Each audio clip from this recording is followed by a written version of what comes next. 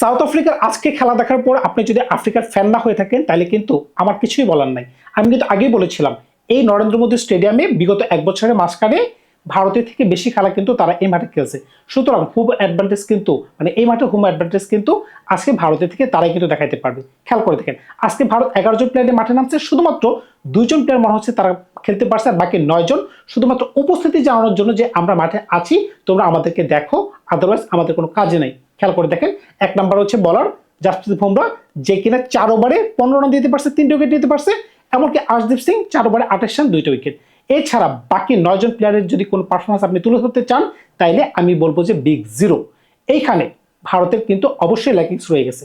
আমরা যদি প্রথমেই আফ্রিকার ব্যাটিং থেকে একটু শুরু করি, আফ্রিকা কিন্তু বিরাট চাপে পড়ে গিয়েছিল। কারণ কি, প্রথম 3 ওভারের মাঝখানে যেখানে তাদের 3টে উইকেট পড়ে গেছে। খেয়াল করে দেখবেন, প্রথম 2 ওভারের মাঝখানে যেখানে জাসপ্রীত বুমরা 2টা উইকেট তুলে নিয়েছেন দুর্দান্ত 2টা বলের মাধ্যমে। এরপরে কিভাবে তারা এত রান করতে পারলো, কারণটা কি? ডেভিড মিলার বয়স হয়ে গেছে 37, কিন্তু তার ধার কিন্তু কমে নেই, 2টা ফ্রি হিট পাইছে, দুর্দান্ত হিট কিন্তু তিনি করতে পারছেন। এমনকি তাকে যেভাবে সঙ্গ দিচ্ছে ব্রেভিস, দুর্দান্ত মানে দুর্দান্ত। এই বাচ্চা ছেলেটা ভবিষ্যতে যে কত নাম কামাবে সেটা কিন্তু আমি এখনো বলতে পারতেছি না। কিন্তু স্টাফসকে নিয়ে কি বলবেন? স্টাফস কিন্তু এক প্রান্ত আগলে ধরে রাখছিলেন। খেয়াল করে দেখেন, লাস্ট ওভারে যখন হার্দিক পান্ডিয়া বল করতেছিল, দেখে শুনে কিন্তু তিনি 20টা রান করে ফেলছেন। সুতরাং বুঝতেই পারতেছেন এই দলটার মাঝখানে কিন্তু পাওয়ার হাউসে ভরপুর। এখন ভারত আজকে কোন জায়গায় চোখ করে গেল খেয়াল করে দেখবেন। বরুণ চক্রবর্তী, তাদের 1 নম্বর প্রিমিয়াম বলার, আজকে যেভাবে সাউথ আফ্রিকায় খেলতে পারছে, একদম ব্যাকফুটে দাঁড়ায় আছে। এমনকি স্ট্যাম্প ছেড়ে দিছে, প্রত্যেকবার তাকে স্ট্যাম্প ছেড়ে দিছে, দাও তুমি পারলে স্ট্যাম্প আউট করে ফেলো। প্রত্যেকটা বল ব্যাকফুটে দাঁড়ায় যেই দিকে খুশি ওই দিকে মারতেছে। শিবম দুবে 2 ওভার মনে হয় 40-এর কাছাকাছি রান দিয়েছেন। হার্দিক পান্ডিয়া প্রথম 2টা ওভার ভালো করছেন, এরপরে 2টা ওভার একদম শেষ করে ফেলছেন। সুতরাং বুঝতেই পারতেছেন কাউকেই দাঁড়াতে দেয়নি। ওয়াশিংটন সুন্দর, এই ছেলেটাকে যে আজকে কেন খেলানো হলো সেটা তো আমি বুঝতে পারলাম না। হ্যাঁ, বুঝতে পারবো না কেন? ওই যে বামাতি ব্যাটসম্যান বেশি আফ্রিকা দলে, এই কারণে অক্ষর প্যাটেলকে আজকে খেলানো হয়নি, অব্রেক বলার খেলানো হলো। দেখেন প্রথম ওভার থেকে কিন্তু আজকে কাউন্টার পাস শুরু হয়ে গেছে। 3টে উইকেট যে পড়ে গেছে আফ্রিকা কিন্তু জানে, আর যদি একটা উইকেট পড়ে যেত তারা কিন্তু ব্যাকফুটে, কিন্তু আফ্রিকা কিন্তু থামে নাই। আজকে কিলার মিলার যে ধরনের ইনিংস খেলতে পারছেন, এমনকি ব্রাভিস যেভাবে সঙ্গ দিয়ে গেছেন, আমি তো এক পর্যায়ে মনে করছিলাম যে তারা 200+ করতে পারবে। আপনি খেয়াল করে দেখেন, 12.2 ওভারে যখন 118 রানে তাদের চতুর্থ উইকেটের পতন ঘটলো, মানে ব্রাভিস যখন আউট হলো, তখনও কিন্তু আমার কাছে মনে হয়েছিল যে না, তারা 200 করতে পারে। কারণ কি, স্টাফস আছে, নিচে করবিন বস ছিল। যখন যখন কিলার মিলার আউট হলো 15তম ওভারে 150 রানের কাছাকাছি বা 150 রানের ঘরে, সুতরাং বুঝতেই পারতেছেন তখনও কিন্তু 200 কিন্তু যায়। কিন্তু পরে যে জাসপ্রীত বুমরা 2টা ওভার শুধুমাত্র এই কারণে যাইতে পারেনি। কিন্তু বরুণ চক্রবর্তীকে আজকে তারা এত দেখে শুনে খেলছে, মানে একদম বাচ্চা ছেলের মতো মনে হয়েছে। তারা এতটাই রিড করে আসছে। আপনি খেয়াল করে দেখেন, যখন ভারত ব্যাটিং করতে আসলো, ভারত কোন জায়গায় চোখ করে গেল। প্রথম ওভারটা আপনাকে একটু দেখে শুনে খেলা উচিত ছিল। কারণ কি, আমরা কিন্তু সবাই জানি কি, বামাতি ব্যাটসম্যানরা একটু অফ ব্রেক বল একটু কম খেলতে পারেন। আপনি খুবই সুন্দর ছন্দে আছেন, আমি ঈশান কিষানের কথা বলতেছি, আরেকজন ব্যাটসম্যান তো ছন্দেই নেই। খেয়াল করে দেখেন, অভিষেক শর্মা আজকে বিশ্বকাপের প্রথম রান তিনি করতে পারছেন 4-এর মাধ্যমে। প্রথম বলে তিনি 4 মারছেন, এমনকি রাবাটাকে একটা ছক্কা তিনি মারছেন। উল্লেখযোগ্য 14 রানের মাঝখানে এই 2টা শর্ট, কিন্তু প্রত্যেকটা বলে কিন্তু তিনি স্লগ করে গেছেন। 2-একটা বল তিনি একটু ঠ্যাক দিয়েছেন, কিন্তু প্রত্যেকটা বলে তিনি স্লগ করে গেছেন। এখন মোহাম্মদ আমির যে বলেছেন পাকিস্তানের তিনি যে একজন স্লগার, এটি কি এখন প্রতীয়মান হবে যে তিনি এখন স্লগার? আমি কিন্তু বলতেছি না, এখন ওনার কথা রিপিট আমি বলতেছি। কারণ কি, আজকে যে ধরনের খেলা আমরা দেখতে পেলাম, কারণ কি তিনি ব্যাটে বল লাগাতে পারতেছেন না, তিনি চোখ বন্ধ করে মারতেছেন। এখন খেয়াল করে দেখেন, তারপরে তিলক বর্মা, গতকাল সাংবাদিকরা সূর্যকুমার যাদবকে প্রশ্ন করেছিলেন যে আপনার দলে কি কোনো পরিবর্তন আসবে কিনা, তিলক বর্মাকে বসাবেন কিনা, কারণ কি এইবারে বিশ্বকাপে তাকে কোনো ছন্দে আমরা দেখতে পাচ্ছি না। কিন্তু সূর্যকুমার যাদব কিন্তু তাকে ব্যাক করে গেছেন। অন্যদিকে আজকে কিন্তু তিনি সুপার ফ্লপ, এমনকি একটা জিআরএস তিনি নষ্ট করে গেছেন। ঈশান কিষান, তিনি যে একটা বলে আউট হয়েছেন, ওই সময় তো তার ওই ধরনের শর্ট খেলা দরকারই ছিল না। আপনি প্রথম ওভারটা দেখেন না, রান আসলে তো কোনো সমস্যা নাই, কারণ কি আপনাদের কাছে 8জন প্রপার ব্যাটসম্যান রয়েছে। কিন্তু দেখেন আজকে কিন্তু 8জন ব্যাটসম্যান কোনো কাজে আসলো না। এমনকি সূর্যকুমার যাদব, তিনি একটা আনলাকি আউট হয়েছেন, কারণ কি লেগ সাইডে যে একটা করবিন বসে বলে মারতে গেছেন, কিন্তু ব্যাটের কিনারে লাগছে, একটা বাজে শট। কিন্তু মিডল ফেসে যখন 5 উইকেট পড়ে গেছে, দেখেন যাওয়াবার তো হয়েই গেছে, কিন্তু শিবম দুবে আর হার্দিক পান্ডিয়া মাঝখানে কি খেলাটা খেললো। তারা 14 বলে 15 রান, 15 বলে 14 রান, এরকম একটা স্ট্রাইক রেটে 100 স্ট্রাইক রেটে তারা খেলতেছে, যখন তাদের কি প্রয়োজন, ওভার প্রতি 16 রান করে প্রয়োজন। 7 ওভারে সম্ভবত 113 এরকম রানের প্রয়োজন, 42 বলে 113।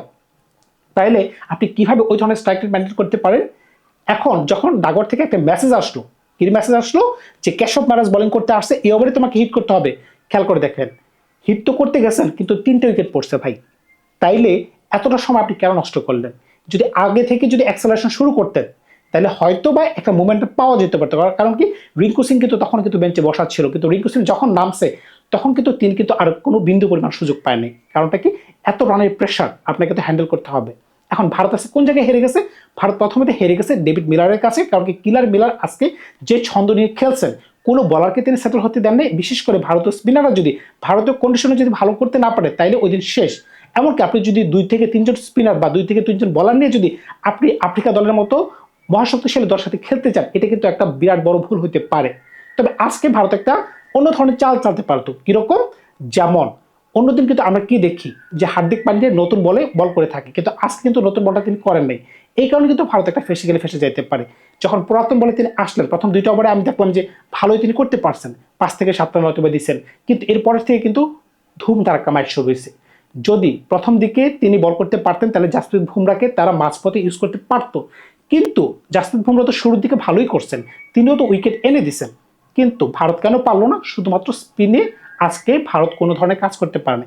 তাইলে আফ্রিকা এতটা ভালো করলো কিভাবে? এই যে আমি আগেই বলেছিলাম যে এই মাঠে তারা সবচেয়ে বেশি ম্যাচ খেলছে এবারে বিশ্বকাপে, এটা তাদের 4 নম্বর ম্যাচ যে এই মাঠে খেলতেছে। সুতরাং এই মাঠ সম্পর্কে তাদের খুবই ভালো ধারণা আছে। এমনকি টস উইন একটা বড় একটা ফ্যাক্টর ভাই। আমি কিন্তু আমার প্রত্যেকটা ভিডিওতে বলতেছি যে টস কিন্তু খুবই ভাইটাল একটা ম্যাটার। টস যদি আপনি জিতে যান, আপনি যদি কন্ডিশন জানেন, আপনার প্লেইং 11-এর স্ট্রেংথ আপনি জানেন, তাহলে কিন্তু আপনি সবচেয়ে ভালো খেলতে পারবেন। আপনি দেখেন আজকে আফ্রিকান বলাররা কোন ধরনের বোলিং করছে। বিশেষ করে একজন বলারের কথা আমি বলবো, লুঙ্গে এঙ্গিডি। দেখেন ভাই, তিনি এত ধরনের স্লো বল করতে পারতেছেন, তিনি অফ কাটা দিতে পারতেছেন, লেগ কাটা দিতে পারতেছেন, কিন্তু কোনো ব্যাটসম্যান বুঝতে পারতেছে না। সেটা সূর্যকুমার যাদব হোক, সেটা হার্দিক পান্ডিয়া হোক, সেটা শিবম দুবে হোক, কিংবা অন্য কোনো বড় মানের ব্যাটসম্যানই হোক না কেন। তাহলে কেন এমনটা হচ্ছে? কারণটা কি?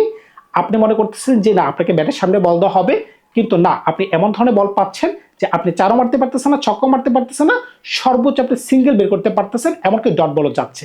এই সকল কারণে ভারত কিন্তু আজকে প্রেসারে পড়ে গেছে।